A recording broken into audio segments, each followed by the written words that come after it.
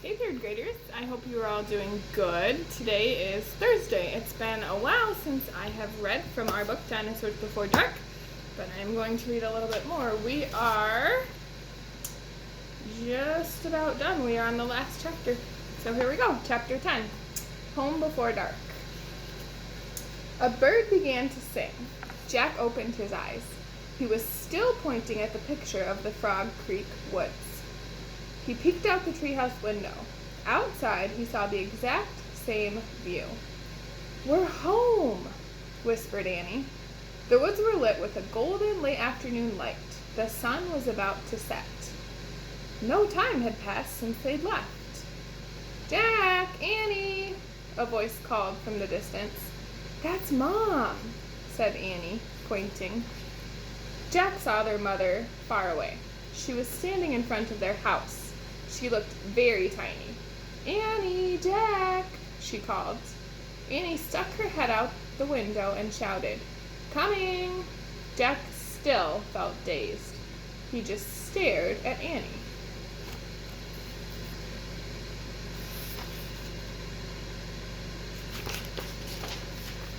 "What happened to us?"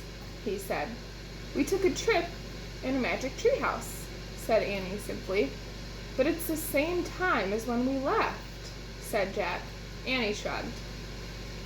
"How did it take us so far away?" said Jack. "And so long ago?"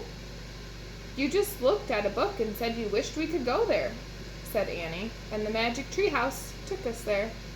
"But how?" said Jack. "And who built this magic treehouse? Who put all these books here?" "A magic person, I guess," said Annie. "A magic person? Oh, look," said Jack. "I almost forgot about this." He reached into his pocket and pulled out the gold medallion. "Someone lost this back there, in Dinosaur Land. Look, that's a letter M on it." Annie's eyes got round. "You think M stands for magic person?" she said. "I don't know," said Jack. "I just know someone went to that place before us." "Jack, Annie," came a distant cry again. Annie poked her head out the window. "Coming," she shouted. Jack put the gold medallion back in his pocket. He pulled the dinosaur book out of his pack and put it back with all the other books. Then he and Annie took one last look around the treehouse. "Goodbye, house," whispered Annie. Jack slung his backpack over his shoulder. He pointed at the ladder. Annie started down. Jack followed. Seconds later, they hopped onto the ground and started walking out of the woods.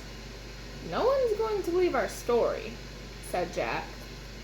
"So let's not tell anyone," said Annie. "Dad won't believe it," said Jack.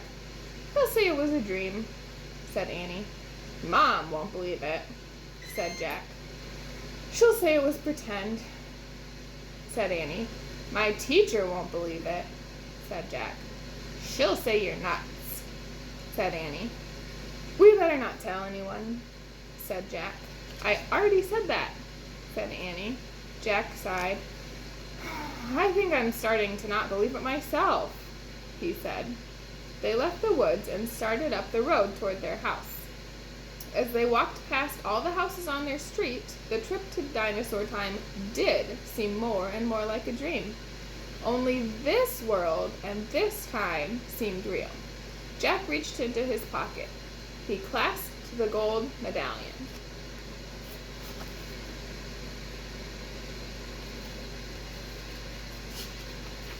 He felt the engraving of the letter M. It made Jack's fingers tingle. Jack laughed. Suddenly, he felt very happy. He couldn't explain what had happened today, but he knew for sure that their trip in the magic treehouse had been real. Absolutely real. "Tomorrow," said Jack softly, "we'll go back to the woods." "Of course," said Annie. "And we'll climb up to the treehouse," said Jack. "Of course," said Annie. "And we'll see what happens next," said Jack. "Brace you," said Annie, and they took off together, running for home. That is the end of Dinosaurs Before Dark. So if you've been watching these, I hope that you enjoyed it. I think maybe tomorrow I will start another dinosaur or another Magic Treehouse book, because this is a series. So this was the first book. So when I go to school today, I will get the second book. Anyways, I hope you all had a great Easter. And we are planning on having a Zoom call tonight at 7, so hopefully you're able to join us. Bye.